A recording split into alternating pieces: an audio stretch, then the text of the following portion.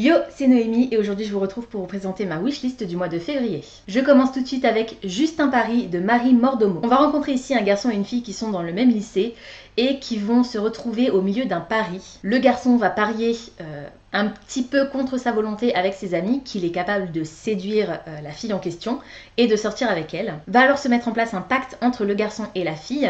Le garçon à qui on a promis une grosse somme d'argent s'il réussissait à tenir son pari. Ils ont convenu tous les deux de se partager cette somme d'argent s'ils parvenaient à arriver à leur fin et à tromper les amis du garçon. Je vous présente maintenant Ma vie de monstre de Anne Pouget. Ce roman est sous-titré « L'histoire vraie qui a inspiré La Belle et la Bête ». Alors évidemment, je n'ai pas lu la 4e de couverture. Ça ne m'intéresse pas pour l'instant de savoir de quoi va exactement parler ce roman. Rien que le sous-titre me donne vraiment envie de le découvrir. Je vous en reparlerai dès que ce sera fait. Au mois de février sortira le premier tome de la nouvelle série de Marissa Meyer. Il s'agit de Le Gang des prodiges. Je ne sais absolument pas de quoi ça parle. Vu la couverture, je penche pour un récit de science-fiction. J'en sais pas plus, il me semble qu'un personnage va s'allier à un autre pour une histoire de revanche, mais j'en suis pas certaine.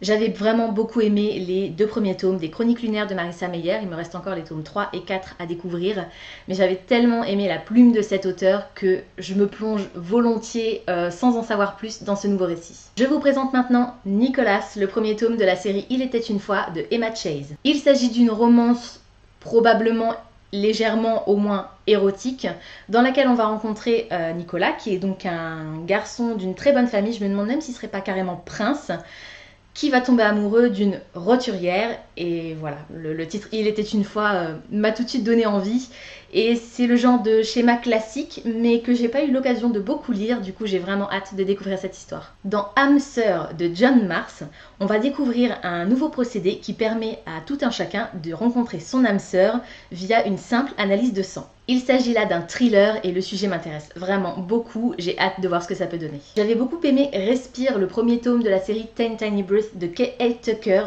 J'avais pas eu l'occasion de lire les tomes suivants puisqu'ils sont sur des autres personnages que les personnages principaux du premier tome, du coup ça m'intéressait pas forcément, mais j'avais vraiment beaucoup aimé cette histoire. Du coup, le prochain roman de cet auteur qui sort en février s'appelle Une lueur d'espoir et j'ai très envie de le découvrir. Dans Les princesses ont les cheveux jusqu'aux fesses de Jules, on va rencontrer ici, donc dans ce livre d'images, une jolie petite fille qui a les cheveux très très longs et qui garde les cheveux très longs pour faire comme les princesses qui ont évidemment les cheveux jusqu'aux fesses.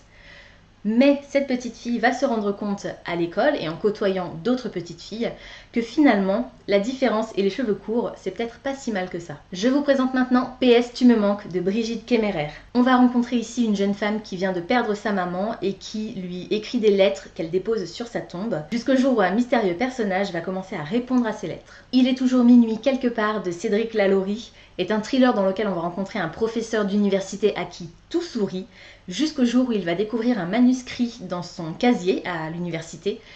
Et ce manuscrit pourrait bien lui poser pas mal de soucis puisqu'il était persuadé que jamais personne n'avait entendu parler du crime qui est décrit dans ce manuscrit. C'est tout ce que j'en sais, le résumé est assez énigmatique, mais ça me donne bien envie de découvrir ça. Dans Proxima du Centaure de Claire Castillon, on va rencontrer un garçon qui regarde une fille par la fenêtre de sa chambre, il la voit passer tous les jours, il est fasciné par elle, il a envie de l'aborder mais il n'ose pas.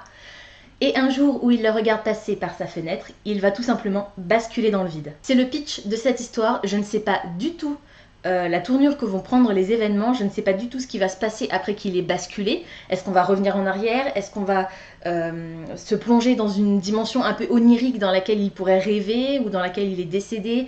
Et je sais pas, je sais rien du tout de plus de cette histoire, mais le titre, la couverture et le peu de choses que j'en sais me donnent vraiment envie de savoir la suite. Charlie, un petit chat pour la vie de Leila Norton me semble être une lecture absolument toute douce, toute mignonne, vraiment une lecture doudou dans laquelle on va suivre Charlie qui est donc un chaton et qui va suivre à la trace sa petite maîtresse me semble-t-il, une petite fille qui a décidé de quitter sa maison. Si c'est pour l'éternité de Tommy Valak rassemble, me semble-t-il, tous les codes des romances que j'adore. Je vous ai parlé de la collection des contes interdits dans ma wishlist de janvier. Au mois de février sortira Hansel et Gretel dans cette même collection, écrit par Ivan Godbout. Pour faire très simple, On va suivre l'histoire d'Hansel et Gretel, mais dans une version légèrement arrangée et beaucoup plus macabre. Je vous présente maintenant La Fugitive, le premier tome de la série L'Automne des Magiciens de Hélène P. Merel. C'est un roman purement de fantasy, ça fait très longtemps que j'en ai pas lu et ça me donne vraiment envie de redécouvrir le genre. En ce mois de février, j'ai également repéré la sortie de Sherlock Holmes et les ombres de Shadwell, les dossiers Cthulhu de James Lovegrove. On parle beaucoup de l'univers du Cthulhu en ce moment et depuis quelques temps déjà dans la science-fiction. C'est quelque chose avec laquelle je ne suis pas du tout familière, mais le fait qu'on y introduise Sherlock Holmes me donne vraiment envie de me plonger dans cette mythologie. Dans la quête onirique de Velit Bow de Kij Johnson, on va découvrir un professeur, une femme qui est professeure, et qui va partir à la recherche d'une de ses étudiantes qui est particulièrement douée et qui a disparu avec un mystérieux homme dont on ne sait rien. Dans une dimension étrangère à la nôtre, d'après ce que j'ai cru comprendre, c'est assez mystérieux et la couverture est très belle et ça m'intrigue vraiment beaucoup. La Cresserelle de Patrick Moran, c'est un récit de fantasy dans laquelle on va suivre une jeune femme qui est une assassineuse. Opération Sabine, c'est le premier tome de la série Monts et Merveilles de Nicolas Texier. Il me semble qu'on va se retrouver ici dans une époque un peu victorienne dans laquelle des créatures vivent. Ellie York et Rowan Altwood s'allient pour nous proposer les derniers battements du cœur. Dans cette histoire, on va rencontrer une jeune femme qui a le cœur brisé suite au décès, je crois, de son petit ami et qui va petit à petit se reconstruire parce qu'il y a une légende asiatique, alors je ne me souviens plus si c'est chinoise, japonaise ou coréenne, mais une légende asiatique qui dit que si on écrit son souhait sur une centaine d'origamis, ce souhait se réalisera. Et on va suivre un petit peu l'histoire de cette jeune fille à travers ses origamis et ses constructions de papier. En février sortira également le premier tome de la série La couleur du mensonge de Erin Beatty. Pour un œil de poupée de Marina Cohen, c'est un thriller horrifique peut-être, dans lequel on va découvrir une famille qui va se voir offrir 3 poupées, il me semble. Et à partir du moment où ces poupées de porcelaine, je crois, vont arriver dans le foyer, plein de catastrophes et de choses bizarres vont commencer à se dérouler. Je vous présente maintenant Minuit jamais ne vienne, le premier tome de la série La Cour d'Onyx de Mary Brennan. Je vous parle maintenant du premier tome de la série Les Belles de Doniel Clayton. On est ici dans une sorte de dystopie, mais j'en suis pas certaine, dans laquelle seules certaines femmes ont accès à la beauté et cette beauté leur confère énormément de pouvoir. 4 murs et un toit de Camille Ansaume a réussi à me convaincre par son résumé et j'ai vraiment très hâte de découvrir cette histoire. On va rencontrer une jeune femme qui doit faire face à la décision de ses parents de vendre la maison dans laquelle elle a grandi, dans laquelle ils ont vécu pendant des années. C'est une de mes hantises un petit peu, j'ai tellement peur du jour où, si mes parents décident de vendre la maison dans laquelle j'ai toujours vécu, ça va me briser le cœur.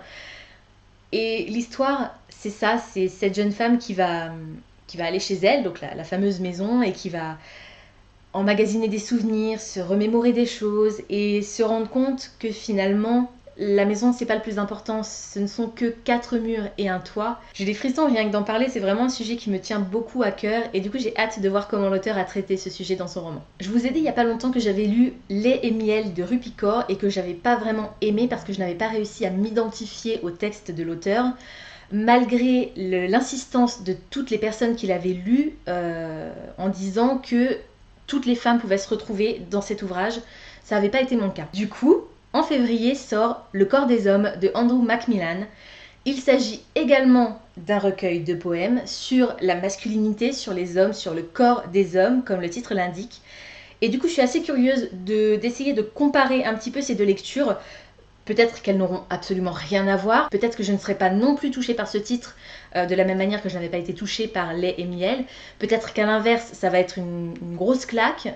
Je ne sais pas. Mais en tout cas, je pense que si j'avais pas lu Lait et miel et que j'avais pas été déçue par ce livre, je me serais peut-être pas attardée sur le titre dont je viens de vous parler. Mais les choses font que c'est le cas, donc j'ai très envie de voir ce que ça peut donner. Dans Emma dans la nuit de Wendy Walker, on va rencontrer Emma, donc, qui est une jeune fille qui a été enlevée avec sa sœur, me semble-t-il. Et malheureusement, sur les deux, seule Emma est rentrée à la maison des années plus tard. C'est un thriller et l'éditeur m'a vendu ce roman, enfin, me l'a vendu pas seulement à moi, le vend à ses éventuels auditeurs en disant que jusqu'au bout, on ne peut pas savoir ce qui se passe, on imagine plein de choses, on imagine qui sont les méchants, mais que finalement l'auteur va nous retourner le cerveau, et ça, c'est vraiment quelque chose qui m'accroche.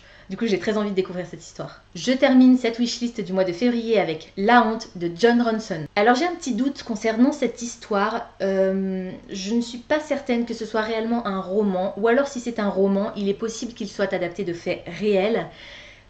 La façon dont il était décrit par l'éditeur me fait penser plutôt à un documentaire romancé, à la limite. En fait, on va suivre un personnage qui a été victime de harcèlement via internet parce qu'il avait eu le malheur de dire une parole de travers ou de faire une mauvaise blague. Et en fait, tout le roman, tout le livre, je préfère pas parler de roman parce que comme j'ai un doute, voilà, on sait jamais. Tout le livre va tourner autour de ça, autour du fait que les réseaux sociaux, oui, c'est bien, ça nous permet de garder le contact, ça nous permet de faire de nouvelles rencontres, mais il suffit d'une seule phrase mal interprétée ou bien d'une parole malheureuse qui est sortie d'une façon dont on aurait préféré que ça sorte autrement, et tout à coup il y a toute une communauté qui s'élève contre ce qu'on a dit alors qu'on pensait pas à mal, et ça prend de l'ampleur, et au fur et à mesure les gens se retournent contre vous et sont vraiment méchants et ne réfléchissent pas en fait au mal qu'ils font. Du coup je suis vachement curieuse de savoir ce que l'auteur a fait de cet ouvrage, de ce sujet, et j'ai vraiment hâte de pouvoir vous en parler une fois que j'aurai terminé. Voilà, c'est tout pour aujourd'hui, j'espère que cette vidéo vous aura plu. Comme d'habitude, n'hésitez pas à me dire en commentaire si certains des livres que je vous ai présentés aujourd'hui vous intéressent. Est-ce qu'il y en a certains qui sont déjà dans votre wishlist? N'hésitez pas également à me donner les titres que vous avez repérés qui vont sortir au mois de février et dont je ne vous ai pas parlé aujourd'hui. Pensez à vous abonner, à liker et à partager cette vidéo, ça me fera toujours plaisir. En attendant de vous retrouver, je vous souhaite d'excellentes lectures et je vous dis à très bientôt dans une prochaine vidéo. Ciao!